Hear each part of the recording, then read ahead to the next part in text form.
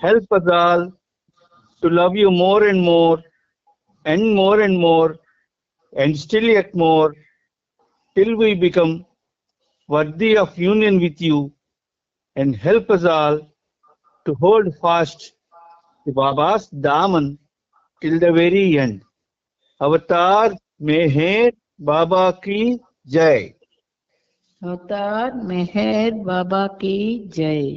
ప్రీతం మెహర్ బాబా, నీవు ప్రసాదించిన ప్రవచన సారము గ్రహించవలసిన తీరులో గ్రహించి సదవగాహన చేసుకుని వాటిని మా జీవనములలో ఆపాదించుకుని నిజాయితీ తోడను నిర్మల ప్రేమ తోడను వాటిని ఆచరించులాగున మా అందరినీ ఆశీర్వదించు.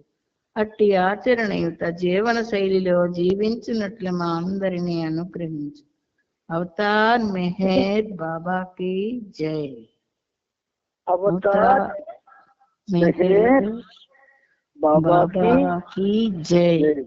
జై బాబా తండ్రి పరమేశ్వర. ప్రేమపూర్వక జై బాబాలు. ఈరోజు కూడా మన ప్రియతమ ప్రభు అయిన మెహర్ బాబా ఆయనతో సహజీవనాన్ని సాగించే సద్భాగ్యాన్ని మహద్భాగ్యాన్ని మనకు అందించారు. అందుచేత ఆ కరుణామయునికి శత సహస్ర కోటి పాదాభివందనాలను మీ తరపున నా తరపున ప్రపంచ భక్త కోటి తరపున సమర్పిస్తూ ఇప్పుడు మనం ఈ 10వ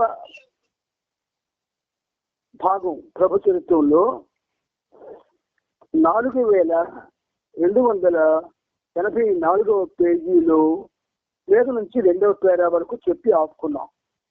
ఆ 2వ పేర మొన్న మనం కొంచెం చెప్పుకున్నాం. కానీ 4284, 4285, 4286 ఇది కంటిన్యూస్ గా లోతైనటువంటి ఆధ్యాత్మిక విషయాలతో కూడి ఉన్నాయి. కాబట్టి 4284వ పేజీలో ఇప్పుడు శ్రీనిబాబు ఆ మీద నుంచి అసలు జ్ఞానం అంటే ఏమిటి అన్న పేర మళ్ళీ చదువుతాడు. దానికి మళ్ళీ మనం ఫర్దర్ డీటెయిల్స్ తెలుసుకుంటాము. అప్పుడు మనం మళ్ళీ ముందుకెళ్తాం. అవతార్ మెహర్ బాబాకి జై. అవతార్ మెహర్ బాబాకి జై. అసలు జ్ఞానం అంటే ఏమిటి? జ్ఞానాన్ని ఎన్నటికీ చేరుకోలేని వేదాంతం జ్ఞానాన్ని గురించి వివరిస్తుంది. మనం భగవంతుడిని అవధులు లేని తీరం లేని మహాసముద్రంతో పోల్చవచ్చును. ఆ మహాసముద్రంలో మనం అంతా నీటి బిందువులం. మనం మహాసముద్రాన్ని అందులోని నీటి బిందువులను ఊహించగలం, కానీ జ్ఞానాన్ని మాత్రం ఊహించలేం. ఇంతకీ మనం ఊహించలేనిది ఏమిటి? అదే ఆద్యంతాలు లేనిది, అదే జ్ఞానం. ఆది కన్నా ముందర ఏమున్నదో, అంతానికి ఆవల ఏమున్నదో ఎవ్వరూ ఊహించలేరు. మనం ఊహించలేని ఒకే ఒక్క విషయం ఇది. దీనిని ఎవ్వరూ గ్రహించలేరు. ఋషులు మునులు కూడా ఈ విషయంలో భంగపడ్డవారే. బాబాకి జై. జ్ఞానం అనే మాటలు దానికి ఇటు అటు 2 మాటలు ఉన్నాయి. జ్ఞానానికి అజ్ఞానం, విజ్ఞానం, జ్ఞానం. ఈ జ్ఞానం అన్న ఆ 2 అక్షరాలకి ఒకటి వి ఒకటి ఆ చేర్చి అజ్ఞానం విజ్ఞానంగా మనకి అందివ్వబడింది. అయితే మనం అజ్ఞానంలో ఉన్నామా విజ్ఞానంలో ఉన్నామా అని అంటే ఈ పనిముట్టు అజ్ఞానంలోనే ఉన్నామని ఖచ్చితంగా చెబుతుంది. ఎందుకంటే వేదాంతం తెలుసుకోలేనిదే జ్ఞానం. వేదాంతం సైతం తెలుసుకోలేనిది, చేరుకోలేనిది జ్ఞానం. అది మనం చేరుకున్నామని కానీ జ్ఞానం మనకి అంకురించిందని కానీ అనుకోవడానికి ఈ పనిముట్టయితే సాహసించలేదు. అంచేత బాబా జ్ఞానం అంటే ఏమిటి అని అంటూ ఆ జ్ఞానాన్ని చేరుకోలేని వేదాంతం జ్ఞానాన్ని గురించి వివరిస్తాదట. జ్ఞానము అన్న మాట మనకి కొన్ని లక్షల సార్లు వినబడి ఉంటుంది బాబా ఫోన్లోకి వచ్చిన తర్వాత. అయితే దాని గురించి వివరణ బాబా ఎలా చెప్తున్నారంటే, మనం భగవంతుణ్ణి అవధులు లేని తీరము లేని మహాసముద్రంతో పోల్చవచ్చును. అంటే ఆయన పిపీలకాది బ్రహ్మ పర్యంతం సర్వే సర్వత్రా నిండి ఉన్నాడు భగవంతుడు.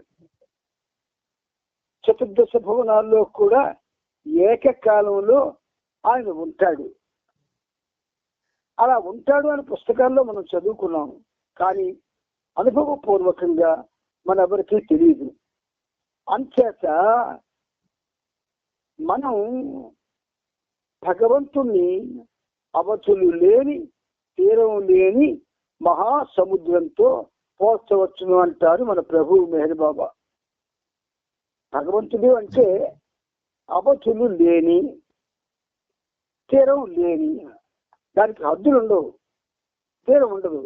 అటువంటి మహాసముద్రంతో జ్ఞానాన్ని పోల్చవచ్చును అని బాబా మనకి అవగాహన అవడం కోసం ఆ మాటలు వాడేది. ఆ మహాసముద్రంలో మనమంతా నీటి బిందువులం, డ్రాప్ సోల్స్ అన్నాడు కదా ఇంగ్లీష్ లో బాబా.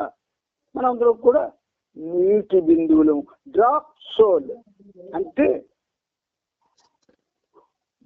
జారి వేయబడినటువంటి ఆత్మ. డ్రాప్ సోల్ అంటే ఎక్కడి నుంచి? సముద్రంలో నుంచి జారి వేయబడిన ఆత్మ. అంటే సముద్రం భగవంతుడైతే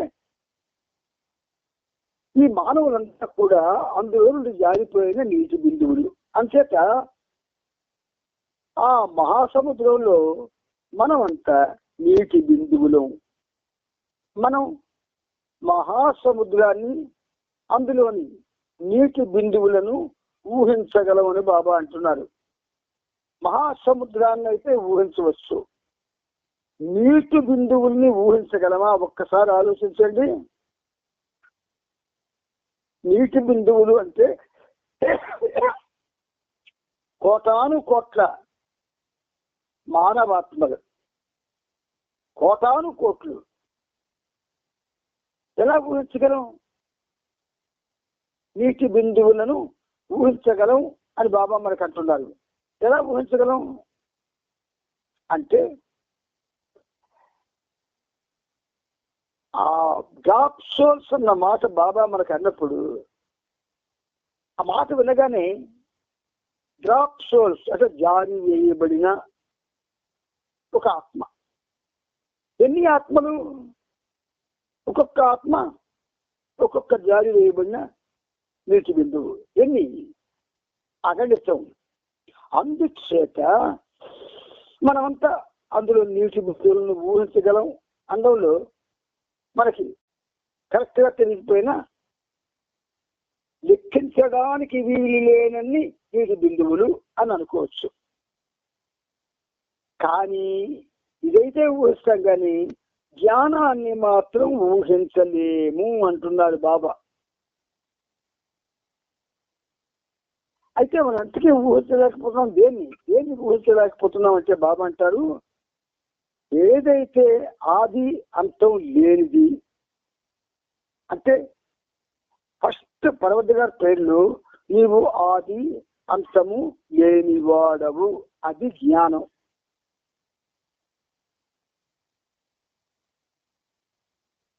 ఆది అంతం దానికి ఉండదు. అంచేత ఆద్యంతాలు లేనివి అదే జ్ఞానం అంటారు ఆయన.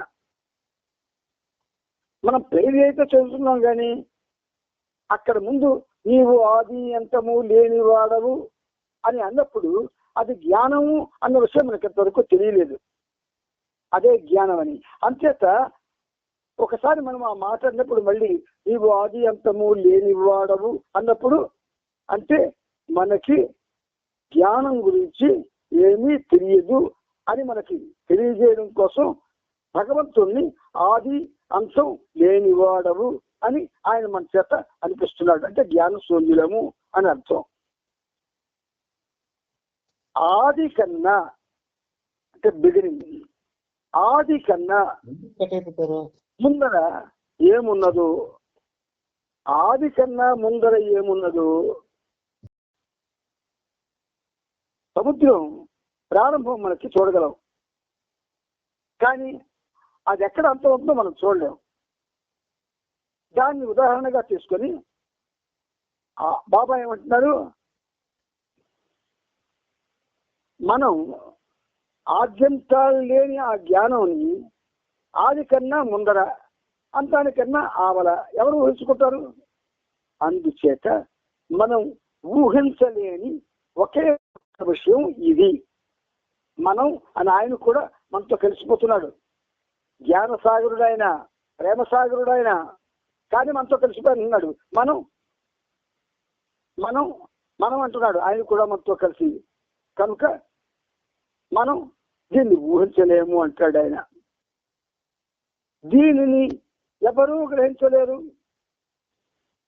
ఋషులు మునులు కూడా ఈ విషయంలో భంగపడ్డవారే అని ఈ పేరాలో చెప్పబడింది. ఇదంతా కూడా సబ్జెక్టే. ఈ 42, 84, 85, 86 కూడా శ్రీబాబు మళ్ళీ ముందుకు వెళ్తాడు. అప్పుడు మళ్ళీ వెనక్కి వచ్చి ఆ సబ్జెక్ట్స్ తెలుసుకుందాం. కానీ నానా ముందుకెళ్ళానా? హఫీజ్ ఇలా అన్నాడు, ఊహ అనే వలలో జ్ఞానం అనబడే డేగ ఎన్నటికీ చిక్కదు. కావున ఊహ అనే వలను మడిచిపెట్టేయి. ఎందుకంటే దాని ద్వారా నువ్వు శూన్యాన్ని తప్ప దేనిని పట్టుకోలేవు. సద్గురువులు మాత్రమే ఈ జ్ఞానాన్ని ఒక్క క్షణంలో ప్రసాదించగలరు. హఫీజ్ చెప్పినట్లుగా ఆది లేని ఆదిని గురించి, బిగినింగ్లెస్ బిగినింగ్, మనం ఎంత లోతుగా ఊహించినప్పటికీ దానిని గ్రహించలేమని, అంతేకాక దానిని వివరించలేమనే నిర్ణయానికే వస్తాం. ఆరంభంలో ఉన్నది భగవంతుడు. భగవంతునికి ముందు ఉన్నది భగవంతుడే. ఆ భగవంతునికి ముందు కూడా భగవంతుడే ఉన్నాడు. మరి ఆ భగవంతునికి ముందు భగవంతుడే ఉన్నాడు. మరి అంతములో ఉన్నది ఎవరు? భగవంతుడు. దాని తర్వాత ఉన్నది ఏమిటి? భగవంతుడే. ఇది చెప్పుకుందాం. సద్గురువు యొక్క స్టేటస్ మనకి బాబా గాడ్ స్పీక్స్ లో చెప్పున్నారు.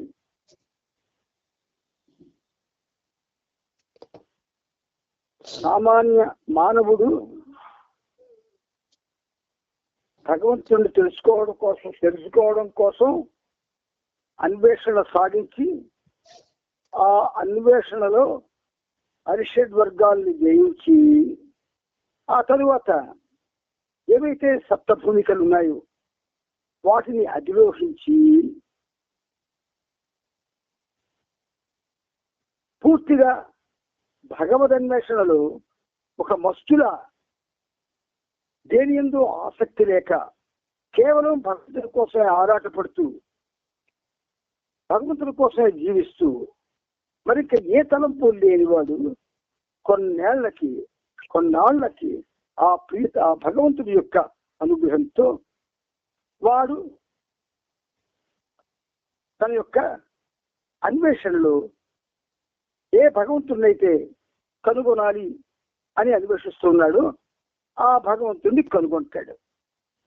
అలా కనుగొన్న తరువాత అటువంటి సద్గురుల్లో కొందరు భగవంతుడి చేత మళ్ళీ ఈ సామాన్య మానవ లోకంలో సద్గురువు పాత్ర ధరించవలసి వస్తుంది. భగవంతుడి యొక్క ఆజ్ఞతో వాడు సద్గురువు.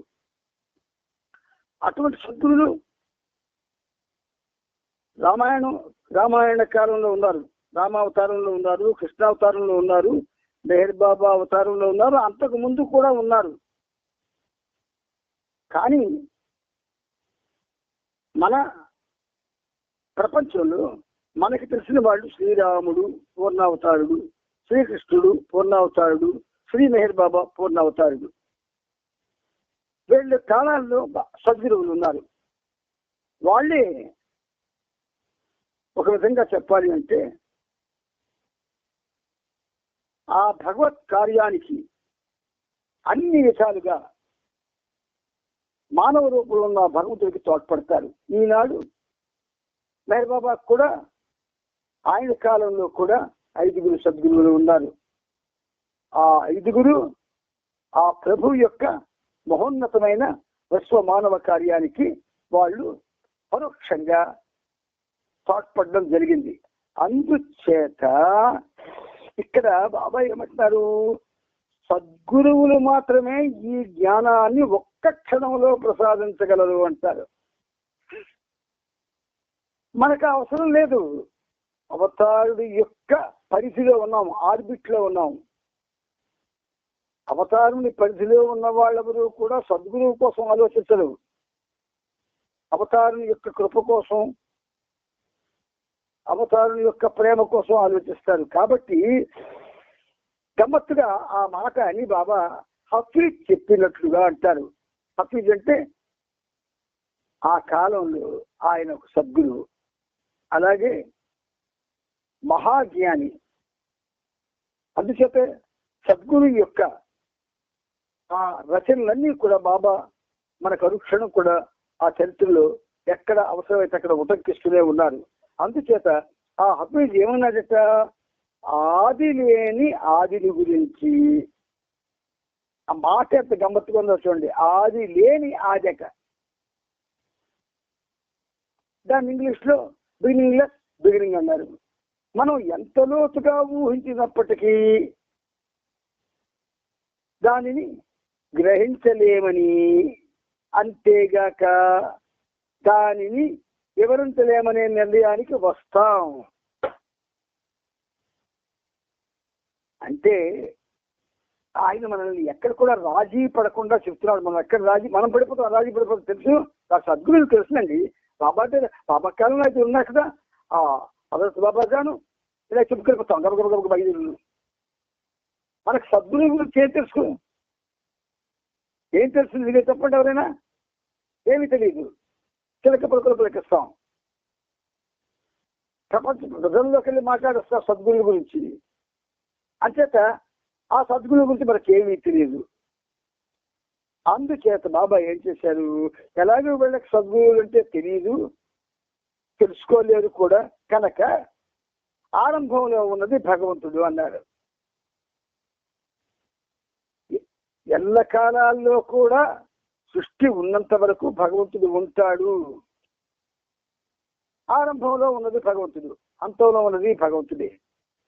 అయితే ఆరంభంలో ఉన్నది భగవంతుడు అని అనుకున్నప్పుడు ఆయనకు ముందు ఎవరున్నాడంటే భగవంతుడే. ఆ భగవంతుడి ముందు కూడా భగవంతుడే ఉన్నాడు, భగవంతుని వెనుక కూడా భగవంతుడే ఉన్నాడు. మరి ఏదైతే ఆది అనుకుంటున్నామో దానికి ఒక అంతం ఉంటుంది కదా. ఆ అంతంలో ఉన్నది ఎవరు అంటే భగవంతుడే. దాని తర్వాత ఉంది, అంతం తర్వాత ఏముందంటే భగవంతుడే. టోటల్ గా గాడ్, ఒక్క మాటలో అన్నారు బాబా, గాడ్ ఎలోన్ ఎగ్జిస్ట్. ఎంత బాగా అన్నారు చూడండి. ఈ పేరాని గాడ్ ఎలోన్ ఎగ్జిస్ట్ అని ఒక్క మాటలో చెప్పాడు. మనము ఇంగ్లీష్ లో ఆ మాట మైక్ ముందు చెప్పేస్తాం. కానీ ఈ పేర ఇలాగ చెప్పాలి, గాడ్ ఎలోన్ ఎగ్జిస్ట్ అంటే ఆరంభంలో ఉన్నది భగవంతుడు, భగవంతునికి ముందు ఉన్నది భగవంతుడే, ఆ భగవంతునికి ముందు కూడా భగవంతుడే ఉన్నాడు, మరి ఆ భగవంతునికి ముందు కూడా భగవంతుడే ఉన్నాడు, మరి అంతంలో ఉన్నది ఎవరు అంటే భగవంతుడు, దాని తర్వాత ఉన్నది ఏమిటంటే భగవంతుడే. ఈ వాక్యాలు they will confirm the version of Avatar Meher Baba, God alone exists. భగవంతుడు మాత్రమే ఉనికి కలిగి ఉన్నాడు, నాడు నేడు రేపు. చాలా ముందుకెళ్ళు.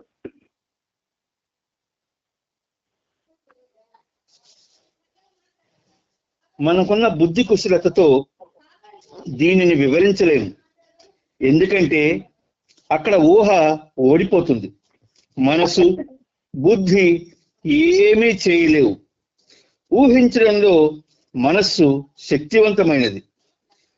మనస్సు యొక్క ఊహ ద్వారానే ఈ ప్రపంచమంతా సృష్టింపబడి పోషింపబడుతుంది. మనస్సు చేసే ఊహకు ఎక్కడ అంతరాయం ఏర్పడుతుందో అక్కడే జ్ఞానం ఉంటుంది. ఊహను వదిలి వెళ్ళాలంటే మనస్సును కూడా వదిలి వెళ్ళాల్సిందే. కానీ చైతన్యం నిలిచి ఉండాలి. అందువల్ల జ్ఞానం ఎక్కడ ఉంది అంటే ఊహాశక్తి ఎక్కడ అంతమవుతుందో అక్కడ జ్ఞానం ఉంటుందని చెప్పవచ్చు. దానిని స్వయంభూ జ్ఞానం అంటారు. అది స్వయంచాలకము, అనగా తనంత తానుగా ప్రభవిస్తుంది. భగవంతుని నుండి దానంతట అదే సంక్రమిస్తుంది. ఈ భగవద్ జ్ఞానము అంటే అనంత శక్తి, ఆనందము, సౌందర్యము, సర్వము అని అర్థం. ఈ జ్ఞానం సిద్ధించిన తక్షణం రెప్పపాటు కాలంలో సమస్తము స్పష్టమైపోతుంది. చూశారా, ఇంత గొప్పగా చెప్పిన వాడు ప్రపంచంలో ఇప్పటికి ఎవరు ఉండలేము. మనకున్నటువంటి బుద్ధి కుశలత అన్న మాట వాడాడు ఆయన. అంటే మనకి ఇంటెలెక్ట్ ఉంది, మేధస్సు. ఆ మేధస్సుకి బుద్ధి ఏదైతే ఉన్నదో, బుద్ధి అంటే తత్వము అనుకోవచ్చు, అది సహకరించి దాన్ని పదులు పెట్టడానికి చూస్తుంది మేధస్సు. దాంతో కూడా మనం ఈ భగవంతుడి యొక్క ఉనికిని వివరించలేము. ఎందుకంటే మన ఊహ ఓడిపోతుంది అన్నాడు ఆయన. మనసు, బుద్ధి ఏమి చేయలేవు. మనసు పనికి బుద్ధి తాలూకా సహాయం అవసరం. అది దాని సహాయం తీసుకొని దాని యొక్క ధర్మాలని మనసు నిర్వహిస్తుంది. దాని ధర్మం అంటే సంస్కారాలని, ఏ సంస్కారాలు అయితే ప్రోగు చేసుకున్నావో వాటి ద్వారా మనకి మన జీవితాన్ని నడిపించడం, నూతన సంస్కారాలని మళ్ళీ ప్రేరేపించి పుట్టించడం. అందుచేత మనసు, బుద్ధి ఏమి చేయలేవు. అయితే ఊహించడంలో మాత్రం మనసుకి గొప్ప శక్తి ఇచ్చాడు బాబా. ఆయనే భగవంతుడు కదా, అందుకే బాబా అనవలసి వస్తుంది. ఇక్కడ మనస్సుకి బుద్ధి ఏమి చేయలేమంటూ ఊహించడంలో మనసు శక్తివంతమైంది అని బాబా అంటున్నారంటే భగవంతుడిగా ఆయనే దానికి ఆ శక్తి ఇచ్చాడు. మనస్సు యొక్క ఊహ ద్వారానే ఈ ప్రపంచమంతా సృష్టింపబడి పోషింపబడుతుంది. ప్రపంచమంతా మనసు, ఏ మనసు? విశ్వ మనస్సు, not human mind, not individual mind. విశ్వ మనస్సు ద్వారా, అక్కడ మనస్సు యొక్క ఊహ ద్వారా అంటే విశ్వ మనస్సు యొక్క ఊహ ద్వారానే ఈ ప్రపంచం అంతా సృష్టింపబడి పోషింపబడుతుంది. మనసు చేసే ఊహకు మనసు చేసే ఊహకు ఇప్పుడేమంటారు, ఈ మనసు, రెండో మనసు అంటున్నారు, ఇది హ్యూమన్ మైండ్. ఈ హ్యూమన్ మైండ్ దీని యొక్క ఊహ పరిమితంగా ఉంటుంది. కానీ ఆ పరిమితమైన ఊహ కూడా దానికి చాలా ఉన్నతమైనటువంటి ఎక్కువ వ్యాస్ట్నెస్ ఉంటుంది. అందుచేత మనసు చేసే ఊహకు ఎక్కడ అంతరాయం ఏర్పడుతుందో చక్కటి ఉదాహరణ చెప్తాను. రావణాసురుడు గంధర్వ గానం చేసేవాడు. రావణాసురుడు యొక్క గానానికి గంధర్వుడు సైతం అబ్బురు పడేవాడు. అత్యత తల్లి కోరిక ప్రకారం శివ సాక్షాత్కారం కోసం వెళ్ళినటువంటి రావణాసురుడు అతని యొక్క గానంతో ఆ మహేశ్వరుణ్ణి సంతోషపెట్టి ప్రసన్నుడిని చేసుకోవాలని ఆలోచించాడు. రావణాసురుడి యొక్క గానం అంటే మనకి ఊహించడానికి కూడా అందదు. ఇప్పుడు పాడుతున్నటువంటి సినిమా గాయకులు కానీ, శాస్త్రీయ సంగీత విద్వాంసులు కానీ వీళ్ళెవరూ కూడా 1,00,000 మంది అయినా సరే ఆయనలాగా గానం చేయలేదు. అటువంటి గానం చేసి పరమేశ్వరుని గుర్తించి వరాలు పొందాలన్న ఆ రావణేశ్వరుడు యొక్క ఆ మనసు యొక్క ఆ బుద్ధి యొక్క శక్తి ఆ కైలాసంలో ఓడిపోయింది. నంది అక్కడ ఉంటాడు కాపల కైలాసానికి. మొదట్లో ఆ గానానికి పరవశిస్తాడు. గంటల కంటే మించిన గానం అది. 72 మేళకర్తల్ని కూడా ఒక్క శృతిలో మేళవించి వివిధ రాగాలతో పాడాడు ఆయన. నంది నవ్వేడు పక్కున. అప్పుడు అతను కోపం వచ్చింది. నంది అంటే ఏంటి? ఒక విధంగా జంతువు అని కదా అర్థం. మనకైతే నంది పూజింపదగ్గది. ఎందుకు? ఈశ్వరుడు శివలింగం ముందు ఎదురుగుండా ఉంటుంది. అది సామాన్యుడు ఆ నందికి ఒక చరిత్ర ఉంది. అది ఇప్పుడు చెప్పుకోవద్దు మనం. కానీ ఆ నంది అపహాస్యం చేసిందని కోపం వస్తుంది రావణాసురుడికి. కైలాసాన్నే తగిలించేస్తాడు 10 శిరస్సులతో. ఇవి శరీరం కావు, సినిమాల్లో చూసే ఉంటారు. అయితే మన ఊహకందది కాబట్టి సినిమా వాళ్ళు తీసి చూపించారు. అలా తీసి చూపించకపోతే మనకు తెలియదు. కాబట్టి ఎప్పుడైతే శివపార్వతుల ఆ నాట్యానికి, అది విశ్వనాట్యం, మామూలు నాట్యం కాదు, విశ్వనాట్యం అంటారు దాన్ని. ఆ నాట్యానికి భంగం వస్తుందో శివుడు తన యొక్క బొటన వేలుతో ఎత్తు ఉన్న కైలాసాన్ని ఒక్క ఉదుట్న నొక్కి రావణాసురుని దాని కింద పడేస్తాడు. ఎక్కడ అంతరాయం ఏర్పడుతుందో అప్పుడు అంతరాయం ఏర్పడిపోయింది రావణాసురుడికి. మనసు యొక్క ఊహ ఎక్కడ అంతరాయం ఏర్పడుతుందో అక్కడ ఏర్పడిపోయింది. ఎప్పుడైతే భంగపడ్డాడో మనకి అదే పరిస్థితి. ఏమీ తెలియదు మన ఎవరికి. అన్నీ తెలిసినట్టుగా, మనకి అన్నీ కూడా ఎప్పటి నుంచో తెలిసిపోయినట్టుగా, అసలు పుట్టుక నుంచే జ్ఞానులాగా బిహేవ్ చేస్తాం. మనకేమీ తెలియదు. మిమ్మల్ని కలపను, ఈ పనిముట్టుకి ఏం తెలియదు. అయితే ఎక్కడైతే అంతరాయం ఏర్పడుతుందో రావణాసుడికి ఏర్పడినట్టు అక్కడ జ్ఞానం ఉంటుంది. దానికి రావణాసుడు ఆ గాథ ఎంత లైవ్లీ ఎగ్జాంపుల్ అంటే, ఎప్పుడైతే గంధర్వ గానాన్ని మించిన గానం కూడా ఆయన యాక్సెప్ట్ చేయలేదు, అంగీకరించలేదు. ఇక నాకెందుకు, నేనెందుకుండి అని ప్రాణాన్ని పోగొట్టుకోవాలని, అక్కడే పోగొట్టుకోవాలని ఆలోచించాడు. అక్కడ మరి మనసుకి ఏడిపేస్తుంది. ఆత్మహత్య చేసుకున్నాడికి మనసుకి ఏడ్చేస్తుంది. కాబట్టి ఆ విధంగా మనసు చేసే ఊహకు ఎక్కడ అంతరాయం ఏర్పడుతుందో అక్కడే జ్ఞానం ఉంటుంది.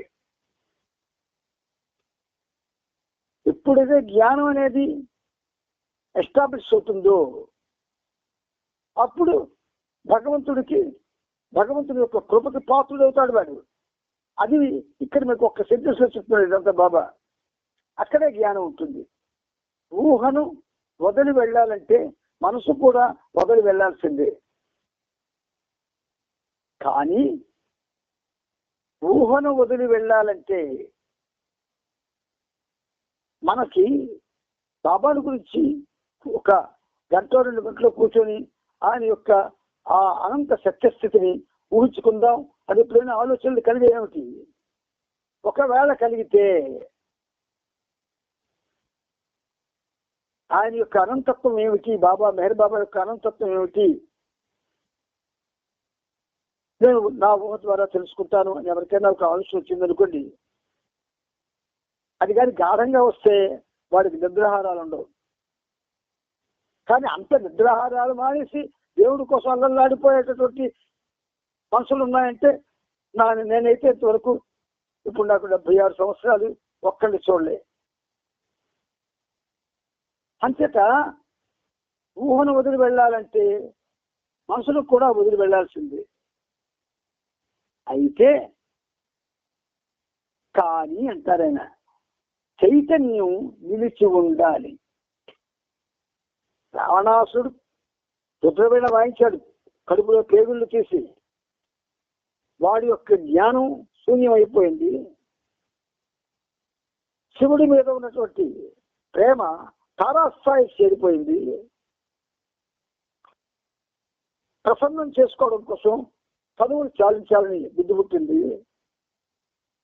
కడుపులో పేగులు తీసి రుద్రవీణ వాయించాడు. అక్కడికి ఏమైంది? చైతన్యం కూడా నశించిపోద్ది. అలాంటి స్థితి చాలా ఉన్నతోన్నతమైన స్థితి.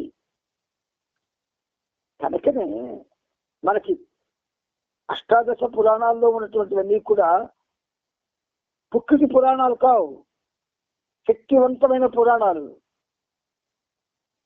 నిన్ను నీ ఆలోచనల్ని దైవం వైపు తిప్పేటటువంటి పురాణాలు. అందుచేత చైతన్యం నిలిచి ఉండాలి. జ్ఞానం మనసును కూడా వదిలి ఊహ వెళ్ళిపోవాలనుకుంటే అక్కడ జ్ఞానం ఎస్టాబ్లిష్ కావాలి అంటే చైతన్యం మాత్రం నిలిచి ఉండాలి. అందువలన జ్ఞానం ఎక్కడ ఉంటే అంటే ఊహాశక్తి ఎక్కడ అంతమవుతుందో అక్కడ జ్ఞానం ఉంటుందని చెప్పవచ్చు అంటారు.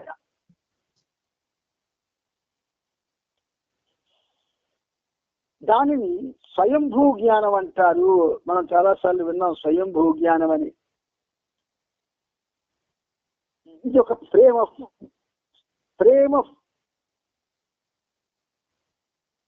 ఎన్లైటన్మెంట్. ప్రేమ ఎన్లైటన్మెంట్ ఏమిటి? ఎక్కడ ఊహకు అంతరాయం ఏర్పడుతుందో అక్కడ జ్ఞానం ఉంటుంది. ఊహను వదిలి వెళ్ళాలంటే మనసు కూడా వదిలి వెళ్లాల్సిందే. కానీ చైతన్యం నిలిచి ఉండాలి. అందువలన జ్ఞానం ఎక్కడ ఉంటే అంటే ఊహాశక్తి ఎక్కడ అంతమవుతుందో దానిని స్వయంభూ జ్ఞానం అంటారు. అది స్వయంచాలకము. దానంతటదే అది పుడుతుంది, దానంతటదే కూడా ప్రయాణం చేస్తుంది. అనగా తనంతటానుగా ప్రవహిస్తుంది, దానికదే పుడుతుంది. భగవంతుని నుండి దానంతటదే సంక్రమిస్తుంది.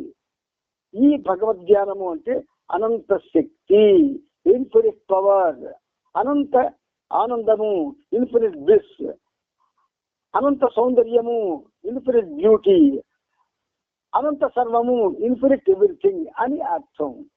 ఈ జ్ఞానం సిద్ధించిన తక్షణం రెప్పపాటు కాలంలో సమస్తము స్పష్టమైపోతుంది. ఎంత డీప్ ఫిలాసఫీ మనకు చెప్తున్నాడంటే ఆయన అసలు మనకెందుకు చెప్తున్నాడండి ఈయన? మనం సామాన్య మానవులం కదా. తెల్లవారు లేచి మన దైనందిన జీవితంలో మన పనులు చేసుకుంటూ మన కార్యక్రమాలన్నీ పూర్తయిన తర్వాత అవకాశం ఉంటే ఆయన కోసం ఆలోచించే మానవులం కదా. మనకి స్వయంభూ జ్ఞానం గురించి, దానికి సంబంధించిన లోతైన విషయాల గురించి ఆయన ఎందుకు చెప్తున్నాడు? ఎందుకంత లోతైన విషయాలు మనకి అని అనిపించవచ్చు. కానీ ఒక్క విషయం మీకు చెప్తాను. నిరంతరం మెహర్ బాబా నామం చేసే వాడికి ఈ విషయాలతో నిమిత్తం లేదు, రాదు. నిరంతరం మెహర్ బాబా నామం చేసేవాడికి పరోక్షాస లేకుండా వాడికి ఈ సబ్జెక్టులన్నీ అనవసరం. అలా ఎవరైతే నామం చేయడంలో ఫెయిల్ అవుతాడో, నామం చేయడం వాళ్ళకి ఇదంతా అవసరం తెలుసుకోవాలి. హైదరాబాద్కి వెళ్ళాలంటే వెళ్ళడానికి నాకు చోవ తెలియాలి, ఎలా వెళ్ళాలో తెలియాలి, ఏ ట్రైన్లు ఎక్కాలో తెలియాలి, ఇవన్నీ తెలియాలి. తెలిసిపోతాను హైదరాబాద్ వెళ్ళగలుగుతాను నేను? లేదు. మంచి మిత్రుడు ఉన్నాడు అనుకోండి, ఆ మిత్రుడు మెహర్ బాబా అనుకోండి. బాబా నేను మెహరాబాద్ ఇప్పుడు చూడలేదు, కానీ నేను వద్దాం అనుకుంటున్నాను, నేను ఎవరిని అడగను, నువ్వే నన్ను తీసుకెళ్ళు అని ఆయన మీద డిపెండ్ అయ్యి అనుకోండి, ఖచ్చితంగా తీసుకెళ్తాడు, ఖచ్చితంగా తీసుకెళ్తాడు. నీకు ట్రైన్లు తెలియక్కర్లేదు, టికెట్లు ఎక్కడ తీసుకోవడో తెలియక్కర్లేదు, అన్నీ ఆయనే అరేంజ్ చేసి తీసుకెళ్తాడు. అలాంటి ఎన్నో ఉదంతాలు ఉన్నాయి. అందుచేత మన మీద మనం ఆధారపడితే భగవంతుడు కల్పించుకోడు, మనం ఆయన మీద ఆధారపడితే ఆయన కల్పించుకుంటాడు. ఇది ఇంత డీప్ సబ్జెక్ట్ అనుకున్నటువంటి అసలైన సత్యం. అందుచేత ప్రియ మిత్రులారా, ఇప్పుడు ఈ స్వయంభూ జ్ఞానం గురించి అంటే ఏమిటో కూడా బాబా వివరించడానికి చూస్తున్నారు. ఆయన ఎందుకు అంటే అవసరం. బాబా ప్రేమికుడు అంటే వాడికి అన్నీ తెలియాలా. ఎవరైనా అడిగాడు అనుకోండి, ఏమంటే స్వయంభూ జ్ఞానం అంటే స్వయంభూ జ్ఞానం అంటే ఏమిటని అడిగాడు అనుకోండి, నాకు తెలియదండి అంటే బాబా ఫీల్ అవుతారు. అది చెప్పగలగాలి, ఎవడు ఏది అడిగినా చెప్పగలగాలి. ఏదో 4 పుస్తకాల్లో 4 వాక్యాలు చదువుకొని ఈ వాక్యాలే నేను చెప్తాను అంటే పడిగినాడు వాడు ఆధ్యాత్మిక మార్గంలో. అందులో మెహర్ బాబా ప్రేమికుడు. అనంత జ్ఞాన సంపదని మనకి బాబా ఇచ్చారు, చదువుకోమన్నాడు. మన వాళ్ళు కష్టపడి ఆయన యొక్క చరిత్రని 18 వాల్యంలో 16 + 17 17 అంటే 17 + 18 కలిసి 2 18 వాల్యూమ్స్ మనకి ఇచ్చారు. 18 వాల్యూమ్స్ ఎవరైనా చదివారు ఇప్పటికి పూర్తిగా? ఒకవేళ చదివి ఉంటే ఇవన్నీ తెలుసున్నారు కదా, వాళ్ళ కొత్తగా అవ్వకూడదు కదా. అందుచేత ప్రియమిత్రులారా, ఆధ్యాత్మిక మార్గం అంటే అందుకే it's not bed of roses అన్నాడు బాబా. పూల పాన్పు కాదు, ముళ్ళ పాన్పు. అనుక్షణం అన్వేషణ ఉండాలా, అనుక్షణం పరిశోధన ఉండాలా, అనుక్షణం నామస్మరణ చేయాలా, అనుక్షణం ఆయన కోసం తప్పించిపోవాలి. ఎలా ఎలా ఎలా మనం సాదా సీదా జీవనాన్ని సాగిస్తూ సరదాగా బాబాను ప్రేమిస్తూ సరదాగా బాబాతో జీవిస్తూ సరదాగా అన్ని పనులు చేస్తూ సరదాగా ఉంటూ నాకు జ్ఞానం కావాలంటే రాదు, మోక్షం కావాలంటే రాదు, జన్మరాహిత్య స్థితి రావాలి అంటే రాదు. కొంతైనా పరిశ్రమ ఉండాలి. ఆ పరిశ్రమ చేస్తామని ఇంత గొప్ప సబ్జెక్టులు మనకు బాబా చెప్తున్నారు. ఇది మీరంతా కూడా ప్రేమతో గ్రహించండి, ప్రేమతో ఆయన సన్నిధానాన్ని చేరుకోవడానికి ఇవన్నీ తెలుసుకోండి. మీకు అదృష్టం ఏంటంటే ఈ పనిముట్టు, ఇది మీకు సపోర్ట్ ఇచ్చారు బాబా. అరే అరే వెళ్ళు, వాళ్ళకి కొంచెం విశదీకరించు అని ఒక ఆజ్ఞ ఇచ్చాడు ఆయన. అందుచేత ఈ పనిముట్టు ఉన్నంతకాలం దీనికి ఒక్కరిని ఆశ్రయించి ఏదైనా తెలుసుకోవడానికి ప్రయత్నం చేసిన అవసరం లేదు.